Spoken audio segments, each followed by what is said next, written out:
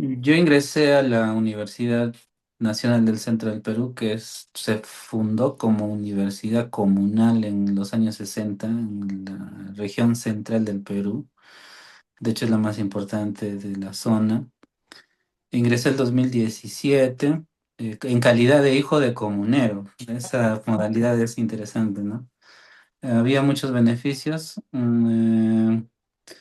y termino el 2012 más o menos, ¿no? ¿Formación? Bueno, el espacio era muy interesante, ¿no? Porque como dije, de los tres segmentos que tenía el semestre, dos parciales le llamaban, ¿no? Había tres parciales.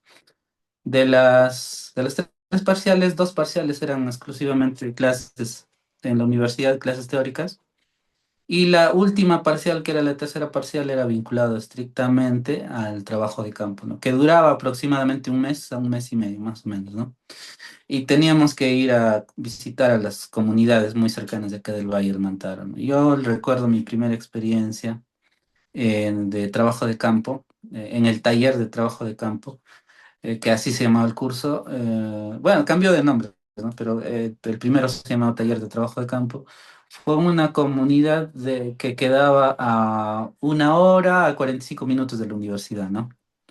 Íbamos a diario, bueno, teníamos el beneficio del medio pasaje y nos planteábamos metas, ¿no? O sea, el primer semestre tendrían que entregar como producto una monografía. Esa monografía implicaba también hacer entrevistas a las comunidades, ¿no? Esa era, por un lado, la parte interesante, ¿no? Porque íbamos al campo a conocer las otras realidades de acá, de las poblaciones del Valle del Mantaro.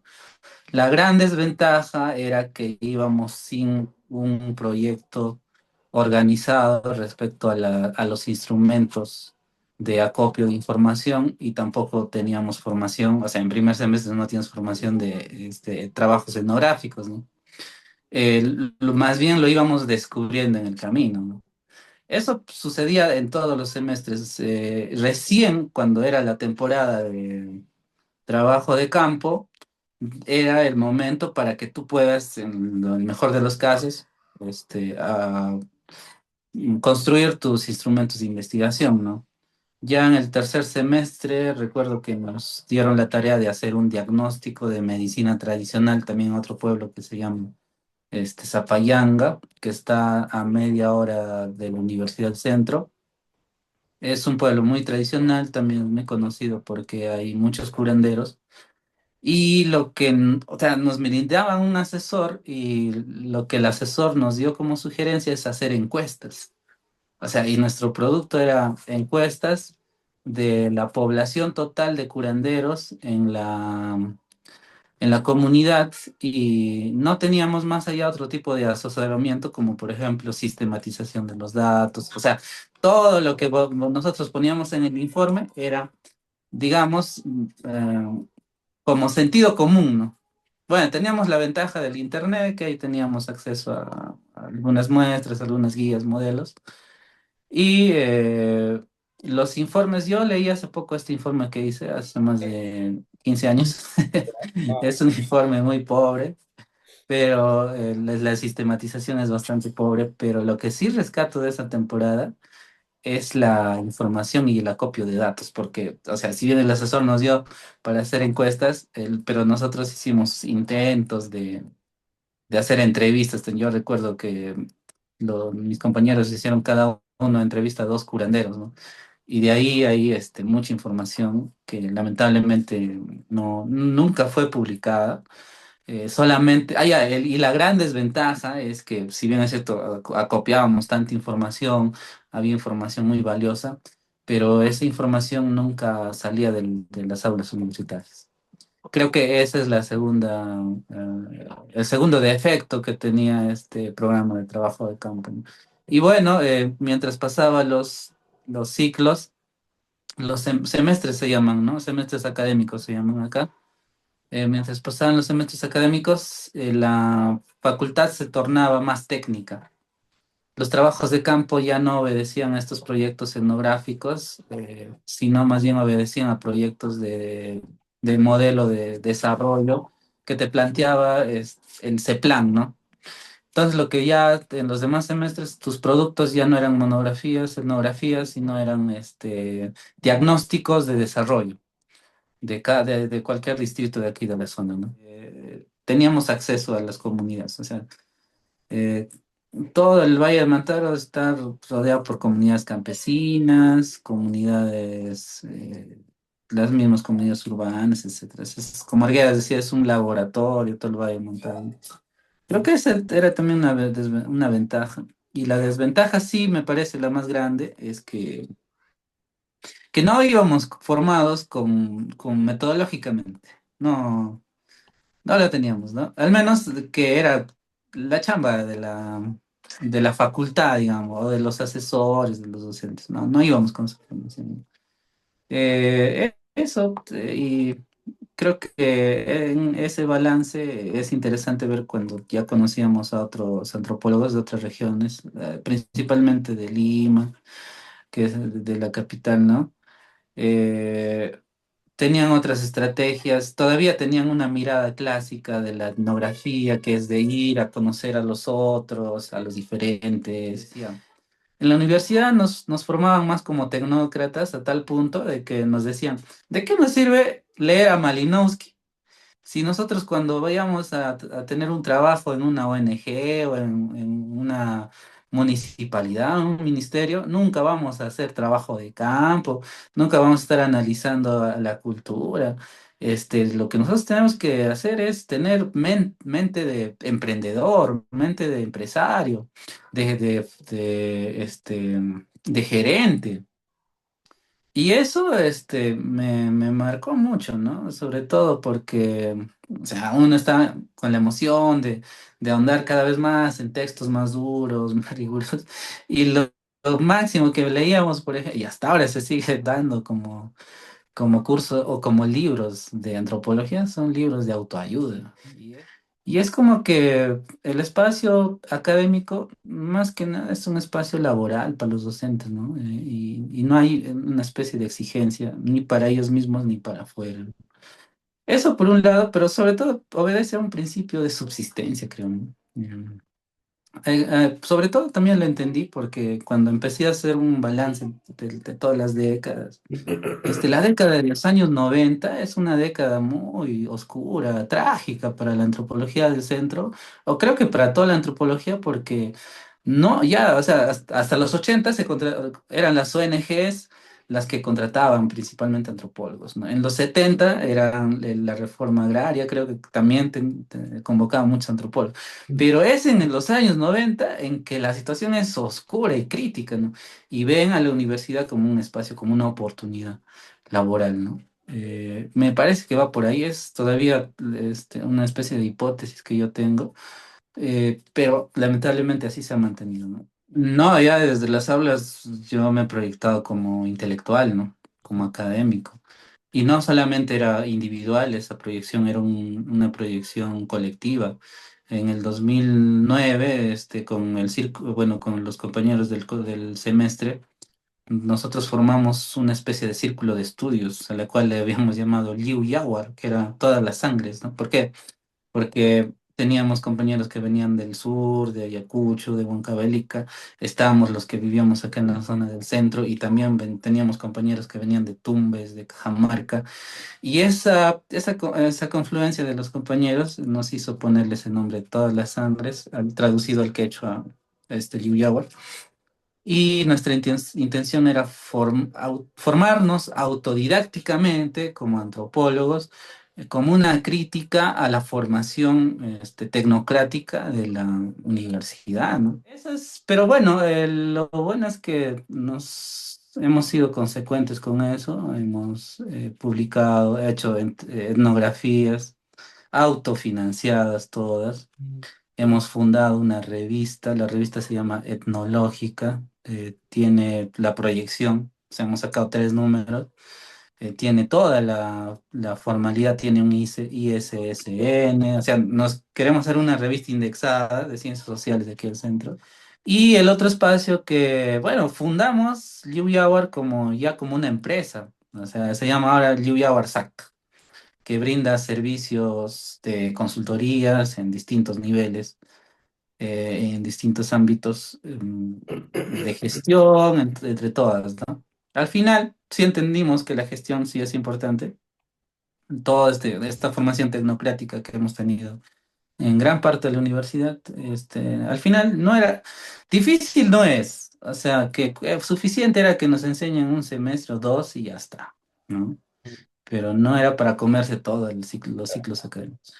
Eh, Luego formamos tres departamentos: departamento de investigación, que brinda servicios de consultoría; departamento de antropología visual, en la cual hemos hecho ya una serie de trabajos de documentales etnográficos Como parte de principalmente. Jaguar. Sí, como parte del Yuyawar. Luego, el departamento que ahorita nos está salvando, digamos, el proyecto, le está dando, o nos ha comido a todos, ¿no? Que es la editorial.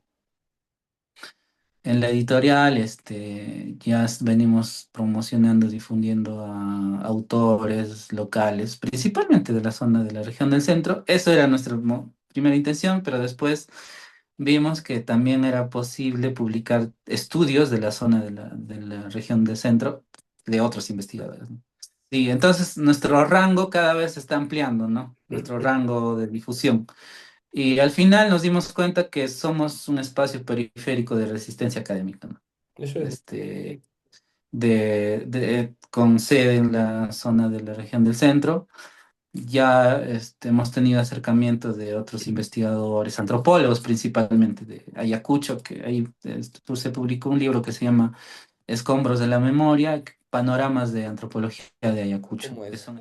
Sí, en Huancayo, para bueno, hay varios grados y títulos, ¿no? El primer grado que como egresado te dan es el grado de bachiller.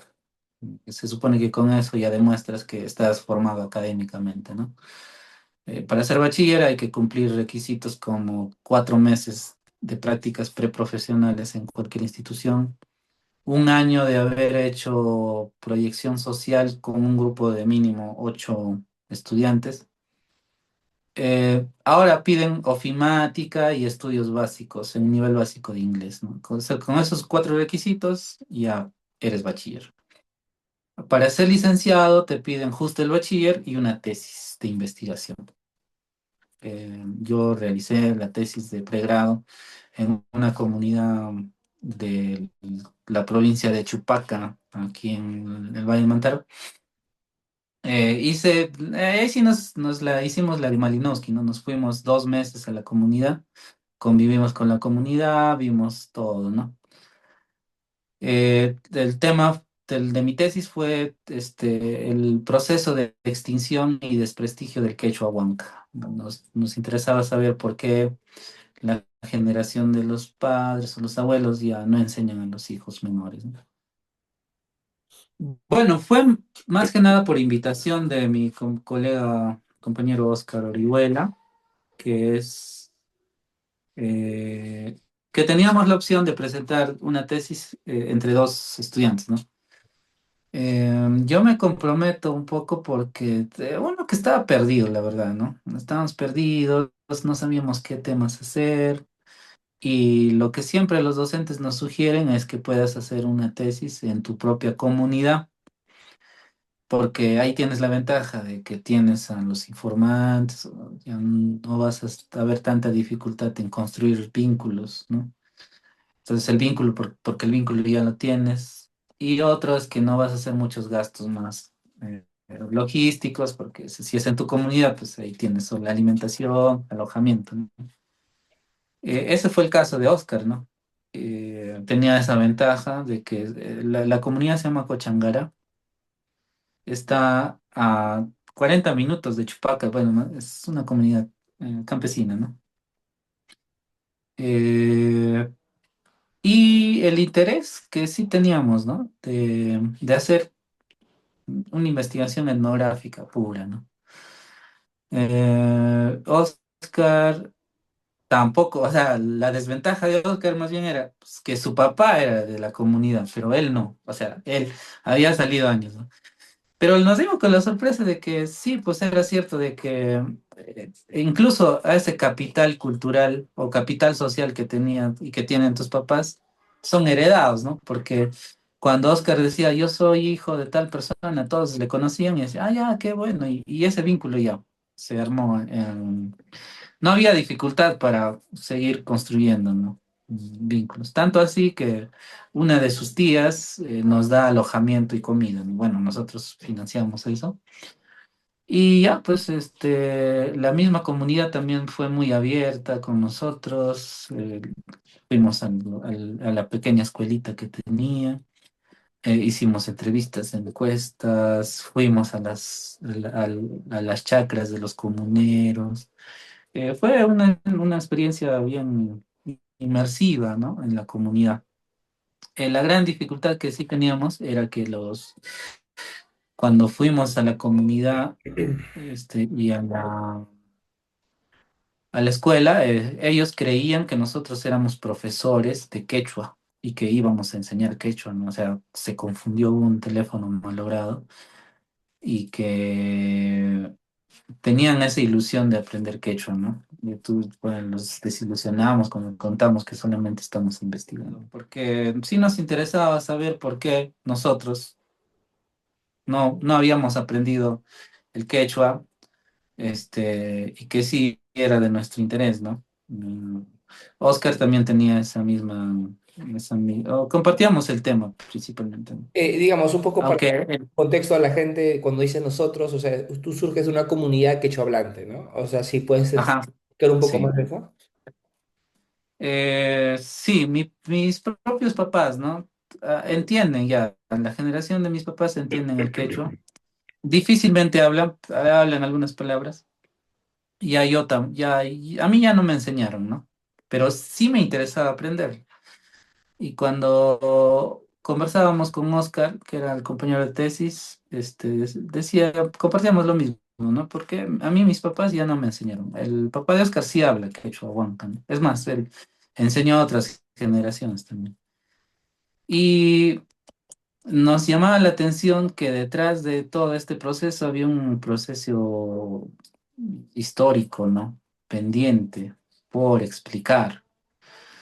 Más aún en el Valle del Mantaro, porque se supone que el quechua del Valle del Mantaro es, según Rodolfo Cerrón Palomino, el lingüista también huancaíno, dice que es el quechua más antiguo, ¿no?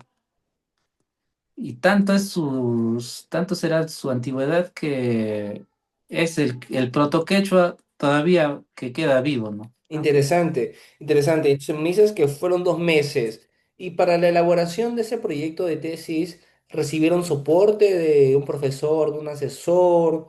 ¿Cómo fue, digamos, ese respaldo, si es que hubo, de la universidad? Mm, es complicado, ¿no? Porque la universidad te asigna un asesor, ¿no? Tú sugieres a un docente y la universidad te asigna a ese asesor. En teoría sí tuvimos un asesor que también hablaba quechua, pero bueno, ya nuestro docente falleció, bueno, falleció recién, ¿no? Nunca nos asesoró en la práctica, ¿no? Es más, el día que leyó la tesis fue el día que sustentamos. A ese nivel, ¿no? Peor, todavía había otros docentes que cobraban por asesoramiento cuando nosotros sabíamos que el asesoramiento es gratis según el reglamento de la universidad, ¿no? Y bueno, no necesitamos, o bueno, formalmente sí necesitábamos de un asesor. Conversamos con el docente, le dijimos que la tesis, en la medida de los casos, vamos a darle ya bien pulida y si le parece que pueda sugerirnos algunos cambios, lo haga y si no, al final está su nombre también de él. También se juega el nombre, aunque casi no tanto se hacen problemas los docentes en poner su nombre en el asesoramiento y casi nunca tampoco te asesoran, ¿no? Eh, yo conversaba con una compañera de San Marcos de sociología hace poco y me decía que hay una diferencia abismal entre el asesoramiento en universidad pública y privada, comparando San Marcos y Católica, ¿no? ¿Por qué? Porque en Católica los profes que asesoran cosas tienen su propia oficina. En San Marcos no tienen. Y peor, en las demás universidades, ¿no? O sea, te puede asesorar, por más que quisiera, no tiene el espacio primero, ¿no? O sea, yo siempre que iba a mi asesor de tesis o las veces que queríamos conversar, teníamos que interrumpirle 10 minutos de sus clases o nos encontrábamos en el pasadizo o nos íbamos a una pequeña, a un pequeño restaurante así para conversar. Y eso si el profe accedía. Si no tenía tiempo, tenías que ir a su casa con con un par de sencillos y ahí sí recién te atendían, ¿no? Eso es una realidad que no se cuenta. Que los asesores, si te asesoran es porque tú le estás pagando, ¿no? Pero en mi caso, nuestro docente fue formal, más que fáctico, ¿no?